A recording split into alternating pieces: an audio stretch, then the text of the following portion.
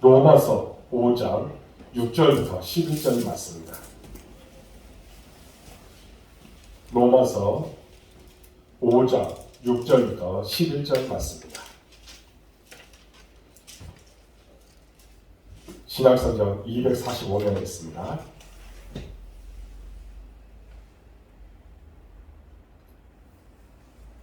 한 절씩 교하겠습니다. 우리가 아직 연약할 때에 기약대로 그리스도께서 경건하지 않은 자를 위하여 죽으셨도다. 의인을 위하여 죽는 자가 쉽지 않고 선인을 위하여 용감히 죽는 자가 건조하다. 우리가 아직 죄인 되었을 때에 그리스도께서 우리를 위하여 죽으심으로 하나님께서 우리에 대한 자기의 사랑을 확증하셨느니라. 그러면 이제 우리가 그의 피로 말미암아 의롭다 하심을 받았으니 더욱 그로 말미암아 진노하심에서 구원을 얻을 것이니 곧 우리가 원수 되었을 때에 그의 아들의 죽으심으로 말미암아 하나님과 화목하게 되었은즉 화목하게 된 자로서는 더욱 그의 살아나심으로 말미암아 구원을 받을 것이니라. 그뿐 아니라 이제 우리로 화목하게 하신 우리 주 예수 그리스도로 말미암아 하나님 안에서 또한 즐거워하느니라. 아멘. 여러분들에게 한번 묻겠습니다. 여러분들은 행복하십니까? 아멘. 여러분 행복하십니까? 아멘. 아멘. 행복하신 줄로 믿습니다. 제가 여러분들에게 행복하냐고 묻는 이유가 있습니다. 오늘 본문의 제목이 바로 여러분들은 행복하십니까? 라는 제목입니다. 여러분들이 행복합니다라고 이야기했을 때에 물었을 때에 주저하지 않고 예 지금 행복합니다라고 할 수 있어야 된다는 겁니다. 그런데 성도 중에는 이런 사람이 있습니다. 왜 예수 믿는데 나는 왜 행복하지 않을까? 이렇게 고민하는 분들도 있다는 겁니다. 성경에 나오는 성도들은 모두가 다 행복했습니다. 그들이 살아왔던 그런 시대에는 어떤 상황이었습니까? 고난이 없었을까요? 아니라는 겁니다.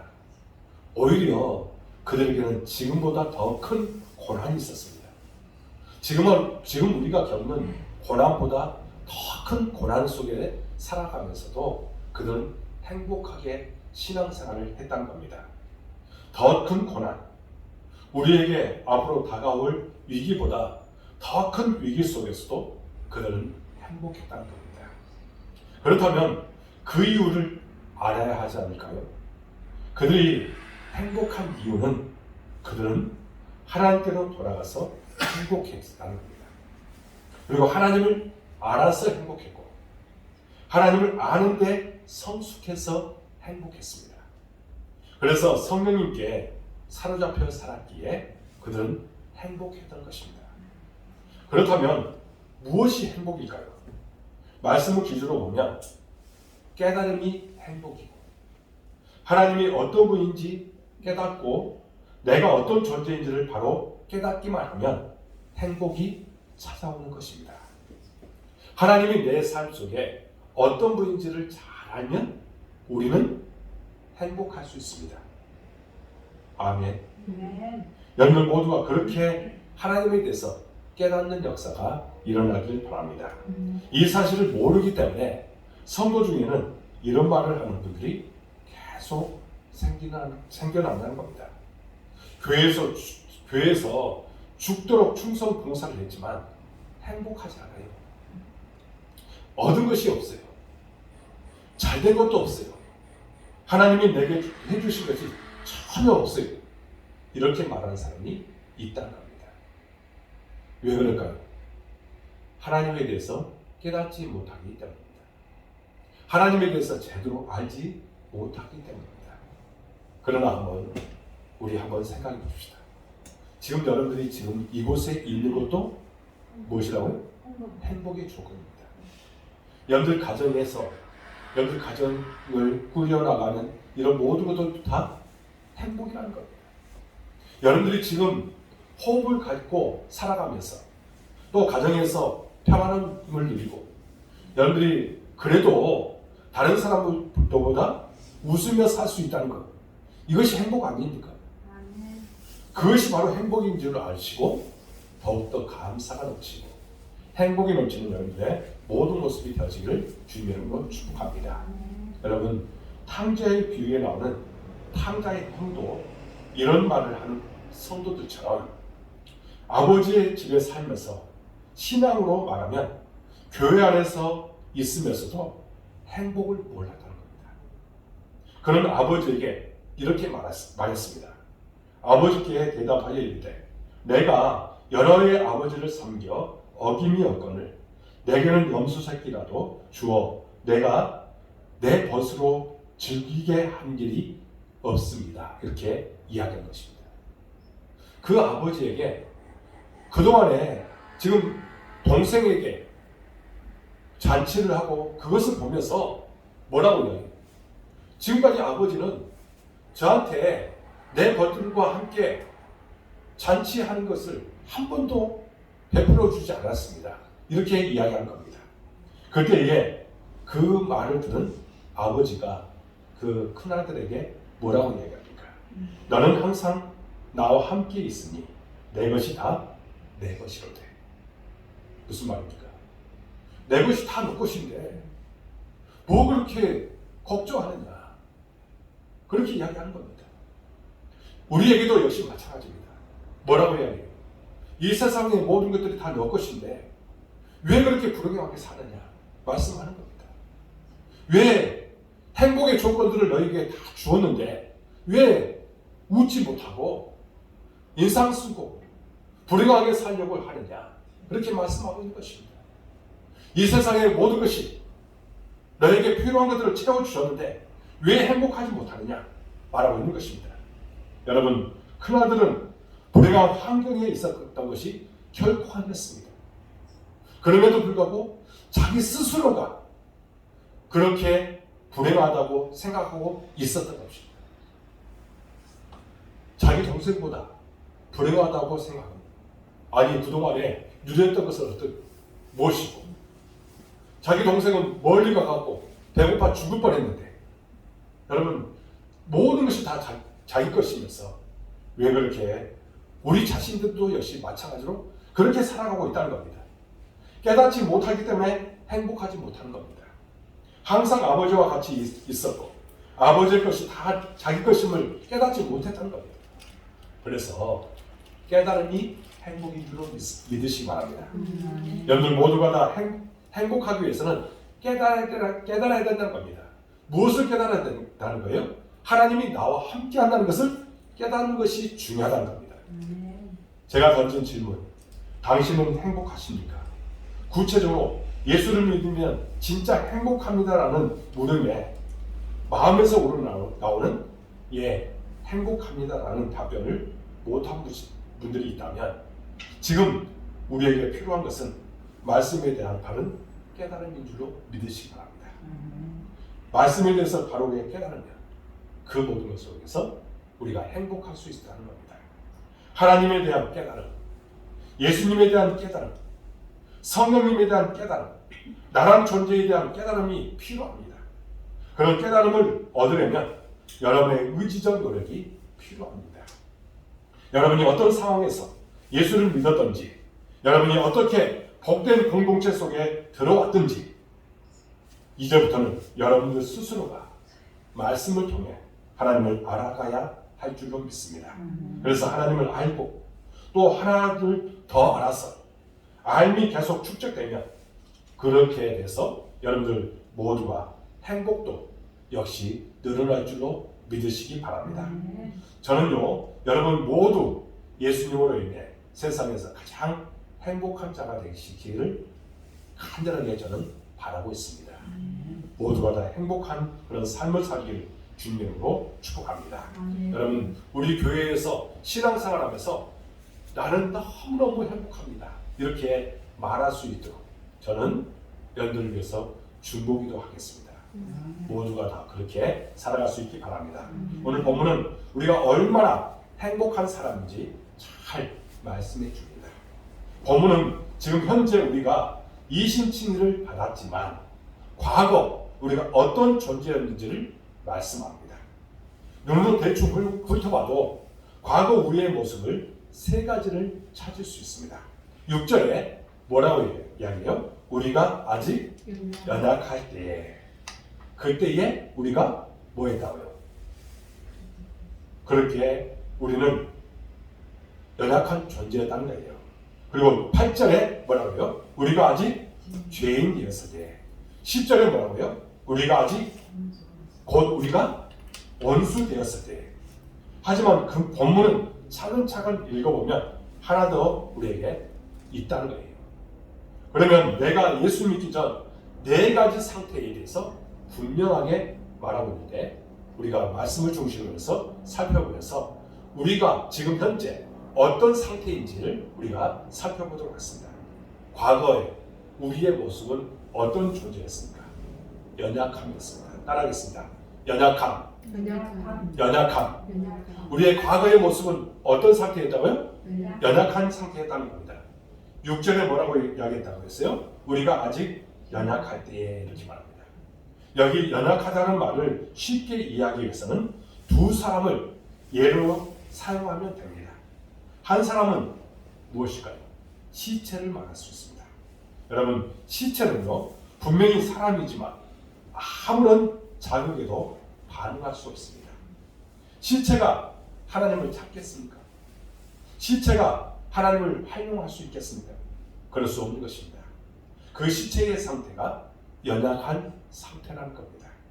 또 하나는 출생에서 4세 정도까지의 아이들을 생각해 보시면 됩니다. 여러분은 4살 전에 그 사건들을 기억한 사람이 있나요? 저는 4살 전에 제가 어떤 것을 했는지 전혀 모릅니다. 여러분들은 기억하나요? 그것을 기억한 사람은 아마 천재일 것 같습니다. 여러분, 대체로 출생 후 4세까지의 기억은 못한다고 합니다. 너무나 연약하기 때문입니다. 그런데 이때에 부모님은 무엇을 합니까? 그 아이를 위해서 가장 손이 필요할 때 아닙니까? 사랑이 필요합니다. 먹고 마시는 것, 싸고 치우는 것, 목욕시키고 옷을 입히는 것, 걸음마 시키고 또 말을 시키는 것, 모두가 다 부모가 해 주었다는 겁니다. 그런데요, 세월이 흘러서 아이가 성년이 되면 뭐라고 해요? 아버지, 어머니가 저를 위해서 해준 것이 무엇입니까? 그렇게 이야기합니다. 그만큼 많은 것을 해줬는데도 그렇게 이야기하는 것이 우리의 모습이라는 겁니다. 그러니까 그때의 기억을 잊어버렸기 때문입니다. 여러분, 연약할 때 영적으로도 그런 상태라는 겁니다. 하나님을 기쁘시게 하거나 구원을 이루는데 조그마한 어떤 역할도 할 수 없을 때를 말하고 있습니다. 우리가 구원받기 위해서 무엇인가 한 적이 있나요? 전혀 한 적이 없어요. 우리가 그만큼 연약하다는 겁니다. 신학적인 용어로는 전적 부패의 상태에 이르게 되었다는 겁니다. 우리는요, 전적으로 부패한 상태라는 겁니다. 그런 연약한 자를 위해서 기약대로 예수님이 돌아가셨다는 겁니다. 여기에서 기약대로라는 것은 무슨 뜻이냐면 창세기 3장 15절 온실복음부터 과거에 약속하신 그 말씀대로라는 뜻이 있습니다. 그러니까 하나님이 약속하신 대로 구원해 주셨다는 겁니다. 여러분, 우리가 과거에 어떤 상태였다고요? 연약한 상태였습니다. 그런데 우리를 구원해 주셨다는 거예요. 그러니 우리가 행복할 수 있다는 겁니다. 행복할 수 없다가 아니라 있다는 겁니다. 그리고 두 번째로는 과거의 우리의 모습이 어떤 상태였냐? 경건치 않았다는 겁니다. 경건치 못했다는 거예요. 6절에 보면 뭐라고 이야기하냐면 그리스도께서 경건하지 않은 자를 위하여 죽으셨도다 말씀합니다. 칭의받기 전 우리의 모습은 경건치 않았다는 겁니다. 최초의 사람 아담과 이브를 보십시오. 여러분, 그들이 하나님이 만드신 창조의 질서대로 살았으면 행복했을 것입니다. 그는 뱀의 꼬임을 받아서 하나님의 다스림을 싫어했고 자기 좋을 대로 행동했습니다. 그의 후손들도 마찬가지입니다. 어떻게든 하나님을 대적하려고 했다는 겁니다. 하나님의 놀라운 성품도 좋아하지 않았습니다. 아담도 하와도 바벨탑을 쌓았던 시대 사람들도 사사시대 사람도 지금 우리 시대 사람들도 똑같다는 겁니다. 과거 청교도들도 뜨거웠던 영국 사람들이 어떻게 해요? 지금은 하나님은 없다고 얘기합니다. 우리 주변의 사람들도 하나님의 존재, 예수님의 존재를 인정하지 않으려고 하는 사람들이 얼마나 많은지 모릅니다. 이런 모든 사람들은 어떤 사람이에요? 경건치 않은 사람입니다. 우리가 혹시라도 여기에 빠질까 두렵습니다. 만약에 우리가 그렇게 과거의 상태에서 벗어나지 못하면 우리는 행복할 수 없다는 겁니다. 여러분, 하나님이 없다고 그렇게 살아가는 세상 사람들에게 우리가 끌려다니면 안 되는 거예요. 우리는 어떤 모습으로 나가야 됩니까? 더욱더 신앙 안에서, 믿음 안에서 또 경건한 모습으로 살아갈 수 있어야 된다는 겁니다. 그때 우리는 행복할 수 있습니다. 그리고 세 번째로는 과거의 우리의 모습이 어떤 상태냐? 바로 죄인이었다는 겁니다. 자, 7절에서 8절에 보면 이렇게 말합니다.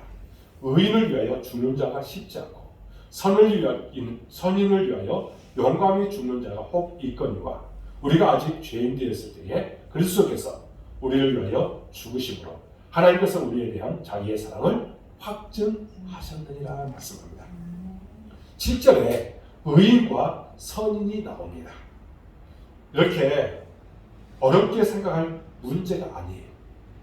여기서 의인과 선인이 나오는데 어렵게 생각할 것이 아닙니다. 여기서 의인이라는 것은 뭐냐면 악은 멀리하지만 적극적으로 선을 행하지 않는 사람을 의인이라고 이야기합니다.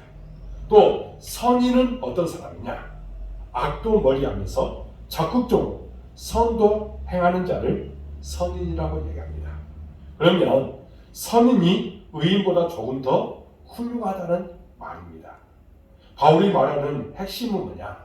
역사 가운데는 가끔 타인을 위해서 죽는 자도 있기는 했지만 그러한 희생적 죽음조차도 온 인류를 구원하기 위하여 대신 죄를 짊어지시고 대속의 죽음을 당하신 예수 그리스도의 십자가 사랑에는 비할 바가 되지 못한다는 겁니다. 아무리 선인이나 의인이 있었다 할지라도 그들이 행했던 그런 모든 것들은 한마디로 예수님께서 행했던 거기에 비하면 아무런 어떻게 보면 조적 지혈밖에 되지 않는다. 여러분 생각해 보십시오. 우리가 아무리 의롭게 생활해도 하나님의 거기에 미칠 수 있나요? 아무리 내가 우리 자녀를 위해서 죽는다 할지라도 예수님의 그 십자가에 비하면 거기에 비할 수 있나요? 없다는 겁니다. 그렇게 말하고 싶어서 예수님은 죄인을 위하여 돌아가셨다는 겁니다. 여러분, 칭이 받기 전 우리의 모습이 죄인이었습니다. 죄인을 쉽게 말하면 하나님의 표적에 미치지 못한 자를 말하고 있다는 겁니다. 하나님은 이스라엘 백성에게 두 돌판을 주셨습니다. 첫 번째 돌판에는 1계명에서 4계명을 주셨습니다. 하나님을 사랑하는 말씀입니다. 두 번째 돌판에는 5계명에서 10계명까지를 주셨습니다. 거기에는 뭐예요? 이웃을 사랑하라는 말씀입니다. 하지만 그 계명 모두 사람들은 다 범했다는 겁니다. 그래서 로마서 3장 23절에 뭐라고 이야기해요? 모든 사람이 죄를 범하였으니 하나님의 영광에 이르지 못하더니 말씀합니다. 유대인, 이방인 할 것 없이 모든 사람이 죄를 범했습니다. 그 죄인을 위하여 예수님이 십자가에 죽으셨다는 겁니다. 여러분, 우리는 다 죄인이었는데 예수님께서 우리를 위해서 십자가에 죽으셨습니다. 선인이나 의인보다 더 큰 사랑으로 우리를 위해서 죽으신 줄로 믿으시기 바랍니다. 그래서 우리는 행복해하는 거예요. 그리고 네 번째, 과거의 우리의 모습이 어떤 상태였느냐? 바로 원수였다는 겁니다. 누구와 원수? 하나님과 원수된 자였다는 겁니다. 10절에 뭐라고 얘기하냐면 곧 우리가 원수되었을 때라고 얘기합니다. 지금까지 우리가 생각한 연약함, 경건치 않은 죄인보다 가장 심한 말입니다. 우리는 스스로 구원할 수 없는 연약한 존재, 하나님과 다른 경건치 않은 존재, 하나님을 대적하고 있고 하나님의 율법을 범한 죄인이었다면 원수는 하나님을 공격하고 할 수만 있다면 하나님을 멸망시키려고 했다는 것입니다. 그 장본인이 누구예요? 그 사람이 누구였어요? 바로 사도 바울이었습니다. 사도 바울은 어떻게 했어요? 예수 믿기 전에는 하나님과 원수였어요. 스데반 집사를 죽이는데 앞장섰습니다. 예수님을 믿는 자를 잡으려고 다면세까지 원정가면서 하나님의 원수로 살았습니다. 그 원수를 위해 하나님이 무엇을 해주셨습니까? 10절에 뭐라고 해요? 10절 말씀을 우리 한 목소리로 읽겠습니다. 시작. 곧 우리가 원수 되었을 때 그의 아들의 죽으심으로 말미암아 하나님과 화목하게 되었은즉 화목하게 된 자로서는 더욱 그의 살아나심으로 말미암아 구원을 받을 것이니라. 아멘. 원수를 위해서 예수님이 십자가에 돌아가심으로 원수 관계를 청산하고 평화의 관계로 만들어 주셨다는 겁니다. 그러니 우리가 어떤 상태가 된 거예요? 행복한 상태가 된 것입니다. 자, 어떻습니까? 내가 예수님을 믿기 전 상태는 나의 힘으로는 아무것도 할 수 없는 연약한 존재, 경건이라고는 찾아볼 수 없는 불경건한 존재였고 하나님의 표준에 맞지 않는 죄인이었던 존재, 이 세 가지만 보더라도 부끄러워 죽겠는데 그것과는 비교할 수 없는 가장 심각한 하나님과 원수가 바로 저와 여러분이었던 거예요. 하나님과 원수가 바로 저와 여러분이었던 거예요. 여러분의 과거가 이러함을 인정하십니까?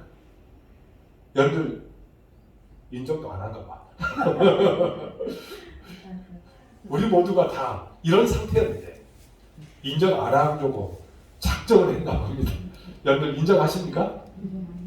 우리가 고상한 옷을 입고 고상한 말을 하고 고상하게 행동한다고 해도 우리의 과거는 이러했다는 겁니다. 모두가 다 어떤 상태였어요? 연약한 존재였고 경건이라고는 찾아볼 수 없는 존재였고 하나님의 표준에 맞지 않는 죄인이었을 뿐만 아니라 우리는 하나님과 원수된 존재였다는 겁니다. 우리의 과거가 이런 상태였습니다. 이런 저와 여러분을 구원하기 위해서 하나님이신 예수님이, 죄 없으신 예수님이, 성육신하신 예수님이 우리의 죄를 대신해 십자가에 죽으셨습니다. 할렐루야. 예수님께서 그렇게 우리를 사랑해 주셔서 그 십자가를 지셨다니까요. 얼마나 감사한 일입니까? 6절에 보면 그리스도께서 죽으셨다. 8절에 그리스도께서 우리를 위하여 죽으심으로 하나님께서 우리에 대한 자기의 사랑을 확증하셨느니라. 10절에 그의 아들의 죽으심으로 말미암아. 그러니 우리는 예수님이 달려 죽으신 십자가에서 하나님의 사랑이 얼마나 크고 확실한지를 알게 됩니다. 십자가의 의미만 제대로 알면 하나님의 사랑에 대해서 더 이상 의심할 필요가 없습니다. 얼마나 큰 감사입니까? 도널드 그레이 반하우스 목사님이 이제 오늘 본문을 연구하면서 인간적 사랑을 두 가지를 소개한 적이 있습니다. 인간적인 사랑입니다. 인간적인 사랑. 한 이야기가 뭐냐면 광산에서 이제 폭파 작업을 하던 두 사람이 작업 중에 낙반 사고를 당했습니다. 그러니까 위에서 돌 같은 것이 떨어졌어요. 그런데 거기에서 그동안 이제 가스가 거기에서 새어나오기 시작한 거예요. 이 사람들이 거기에서 방독면을 쓰고 이제 채굴 작업을 하고 있었는데 가스가 이제 새고 있었습니다. 그런데 방독면이 한 사람의 것은 찢어져 있었고 한 사람은 그저 그냥 온전한 상태였습니다. 그런데 찢어진 사람의 그 가족을 살펴보니까 그 가족의 세 아이의 아빠예요. 아내가 있는 사람이었고 또 이제 그냥 온전하게 방독면이 쓰여져 있는 사람은 혼자 있는 사람이었습니다. 그런데 보니까 이제 죽어가고 있는 이 사람을 보니까 도저히 견딜 수 없는 마음이었습니다. 그래서 이 사람에게 방독면을 써주면서 당신 아내와 또 아이들이 있으니 그 아이들을 위해서 사십시오. 그렇게 하면서 자기가 그 찢어진 방독면을 쓰고 좋은 방독면을 이 사람에게 주었습니다. 결국에는 이 찢어진 방독면을 쓴 사람은 죽고 다른 사람은 살아나게 되었습니다. 이것이 어떻게 보면 인간적인 사랑이라는 겁니다. 또 한 이야기를 한 적이 있습니다. 깡배 출신 한 청년이 자신의 여동생이 큰 수술을 받게 되었는데 수술을 하는 중에 수혈을 받을 수밖에 없었습니다. 수혈에 대해서 전혀 문외한인 깡패는 자신의 피를 동생에게 주면서 의사에게 이렇게 말했습니다. 내가 얼마나 있으면 죽게 돼요. 여러분 수혈을 한다고 해서 죽지는 않지만 거기에 대해서 이 의사가 감동을 받았다는 겁니다. 여러분 우리 오늘 본문에서 말씀하시는 예수님의 죽으심은 방금 말했던 이 인간이 하는 이런 사랑보다 더 큰 사랑이라는 겁니다. 아무리 그들이 다른 사람을 위해서 죽었다 할지라도 예수님께서 우리를 위해서 죽으시고 원수되었던 우리를 살려주시고 죄 없으신 예수님이 십자가에 돌아가셨고 그 한 피를 죽어가는 우리에게 수혈해 주신 예수님이십니다. 그러므로 우리가 할 일은 예수님의 십자가, 예수님이 흘리신 피를 믿음으로 받아들이면 됩니다. 그러면 우리에게 행복이 넘치게 될 줄로 믿습니다. 그 안에서 우리가 구원받게 될 줄로 믿으시기 바랍니다. 여러분 우리에게는요 그 어떤 사람들보다 우리 부모들이 우리를 위해서 아무리 사랑한다 할지라도 예수님처럼 그렇게 사랑할 수 없다는 겁니다. 그런 사랑을 받은 우리가 이 시간에 행복한 줄로 믿으시기 바랍니다. 여러분 9절을 보십시오. 9절을 보면 우리가 이제 이신칭의를 얻는 근거를 명확하게 말씀하고 있습니다. 오늘 9절 말씀을 한 목소리로 읽겠습니다. 시작. 그러면 이제 우리가 그의 피로 말미암아 의롭다 하심을 받았으니 더욱 그로 말미암아 진노하시면서 구원을 받을 것이니. 아멘. 여기서 그의 피로 말미암아 이 말은요 바르게 번역하면 어떻게 말할 수 있냐면 그의 피를 믿음으로 말미암아라고 번역할 수 있습니다. 그러니까 그 보혈의 피를 믿으면 구원받는다. 이신칭의를 얻는다는 것입니다. 여러분들 믿습니까? 본문을 근거로 이신칭의에 대해서 정리해서 말씀드리면 예수님의 죽으심을 믿음으로 죄 문제가 해결되었고 이것이 이신이고요. 예수님의 부활하심을 믿음으로 우리가 의롭다함을 받았다. 이것이 칭의입니다. 죄 문제를 해결받은 사람은 예수님의 그 부활하심으로 인해 새로운 인생의 의미를 제시해 주셨고 영생의 길을 걷게 해 주신 것입니다. 그렇기에 십자가와 부활을 믿는 자는 그냥 있을 수가 없다는 겁니다. 그리고 기쁨과 감격, 확신에 찬 생활을 할 수 있다는 겁니다. 그 감격 속에서 오늘도 변함없이 주님과 동행하는, 그래서 그 안에서 행복하게 살아가는 여러분들 될 수 있기를 주님의 이름으로 축복합니다. 주경학자인 그레 아더스는 이런 말을 한 적이 있습니다. 예수 그리스도께서 우리를 위하여 죽으시기까지 하셨는데 다시금 살아나신 그분께서 어떻게 우리를 멸망 가운데 그냥 버려둘 수 있겠는가? 여러분, 예수님께서 부활하셔서 우리를 그만큼 사랑해 주셨는데 그냥 우리를 내버려 두지 않으시다는 겁니다. 그리고 우리에게 무엇을 주셔요? 행복을 주신다는 겁니다. 바울도 그 감격을 본문에서 이렇게 표현하고 있습니다. 여러분, 10절에서 11절 말씀을 제가 메시지 성경으로 읽어드리겠습니다. 이 내용을 여러분들 눈으로 보시면서 제가 읽어드리는 메시지 성경을 한번 보시면서 잘 들어보시기 바랍니다. 생각해 보십시오.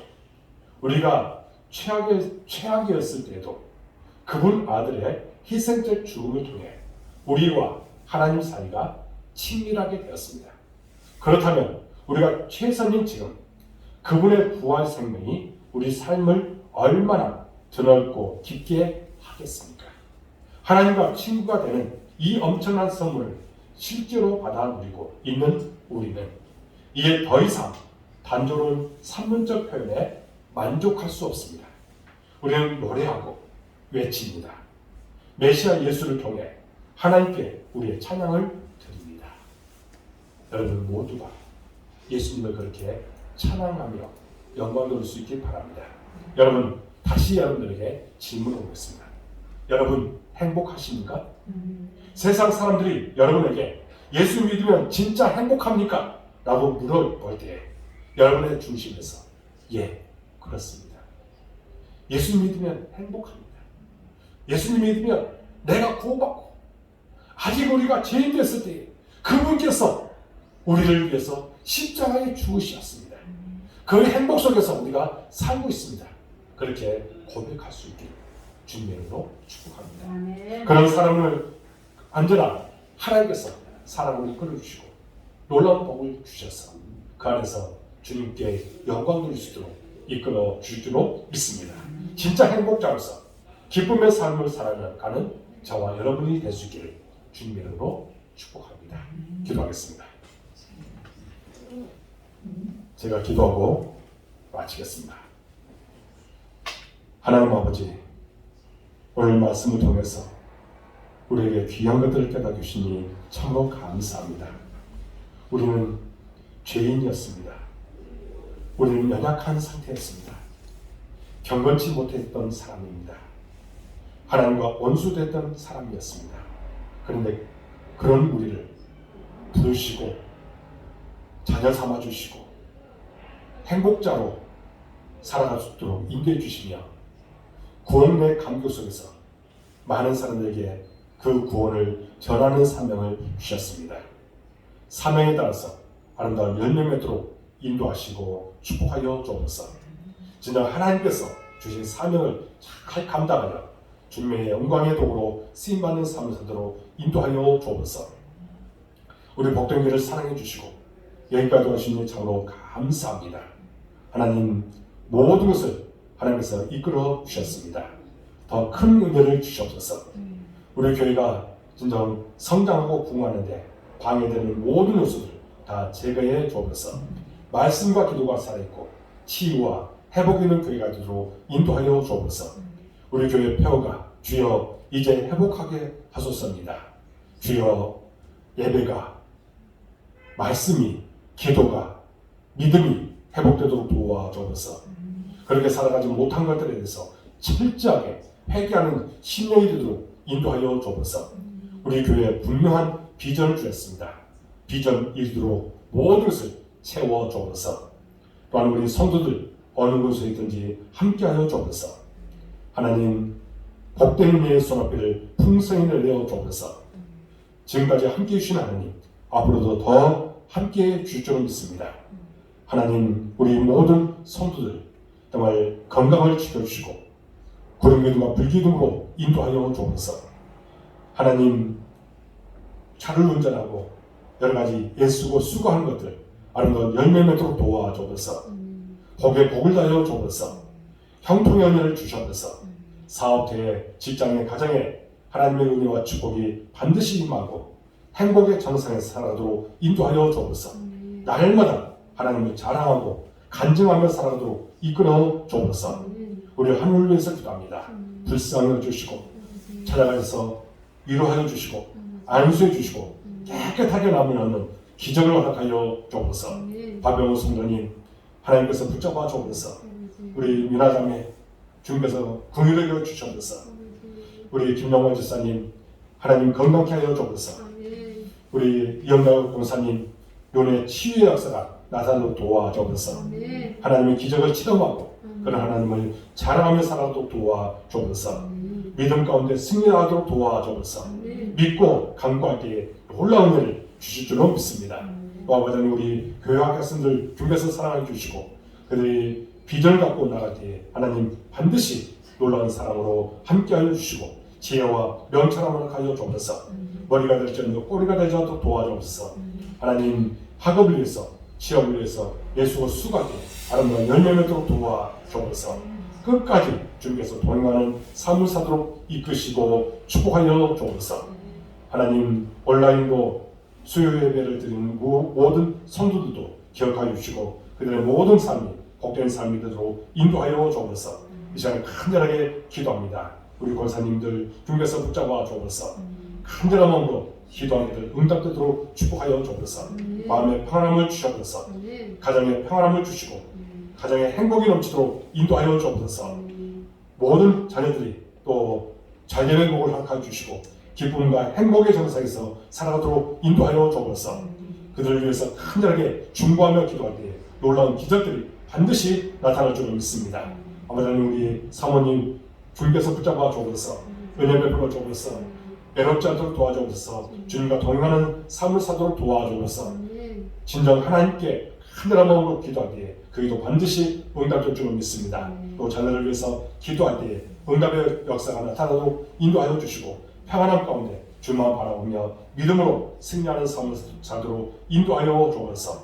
진정 하나님을 늘 사모하는 마음으로 이곳에 참여하는 우리 권사님들, 사모님 온전히 하나님께서 붙잡아 주시고 그들의 모든 마음이 정말 평안함 가운데 기쁨 가운데 행복 가운데 살아가도록 이끄시고 축복하여 주옵소서. 우리 의찬이도 주님께서 사랑해 주시고 이 아이에게 지혜와 명철함을 허락해 주시고 이 땅에서 정말 하나님의 신실한 종의 역할을 감당하도록 인도하여 주옵소서. 돌아갈 만큼도 함께해 주시고 우리의 모든 발걸음이 복된 발걸음 기쁨과 감사가 넘치는 그런 발걸음이 되도록 인도하여 주옵소서.